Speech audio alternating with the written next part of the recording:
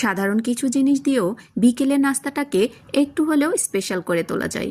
ঘরে থাকা সামান্য কিছু উপকরণ দিয়েই এই নাস্তাটি তৈরি করে নিতে পারবেন আপনারাও।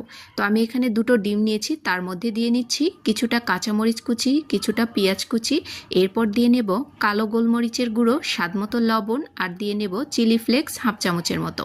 আমি ঝালটা আমার স্বাদ অনুযায়ী ব্যবহার করেছি, আপনারা চাইলে আপনাদের টেস্ট অনুযায়ী ব্যবহার করবেন। সব কিছুকে ভালো করে মিলিয়ে নিয়েছি। দুটো ব্রেডের পিস নিয়েছি, প্রথমে একটি আমি কেটে দেখাচ্ছি আপনাদেরকে। মাঝখান থেকে এভাবে একটা ছুরির সাহায্যে কেটে নিলেই হবে। তো আমি দুটো পিস একই রকমভাবে কেটে নেব। তো এখন চুলার উপর একটি প্যান বসিয়ে এখানে কিছুটা তেল দিয়ে নিয়েছি, আপনারা চাইলে এখানে বাটারও ব্যবহার করতে পারেন। এরপর কেটে রাখা ব্রেডগুলোকে এর মধ্যে দিয়ে নিচ্ছি। এরপর যে ডিমের গোলাটা তৈরি করে রেখেছি এটা এর মধ্যে দিয়ে নেব।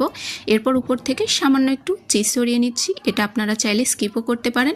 এর উপরে এখন যে ব্রেডের মাঝখানের অংশটা কেটে রেখেছিলাম সেটা উপরে দিয়ে এর উপরে আরও কিছুটা ডিমের গোলা দিয়ে নিয়েছি। এরপর উল্টিয়ে পাল্টিয়ে ব্রেডটাকে আরও কিছুক্ষণ মচমচে করে ভেজে নেব। তো তৈরি হয়ে গেছে মজাদার এই ব্রেডের নাস্তাটি। আপনারাও কিন্তু বিকেলের নাস্তায় ট্রাই করে দেখতে পারেন, খেতে বেশ ভালো লাগে। ব্রেডের পিস দুটোকে আমি 4 পিস করে কেটে নিচ্ছি। ব্যাস তৈরি হয়ে গেছে বিকেলের স্পেশাল নাস্তা।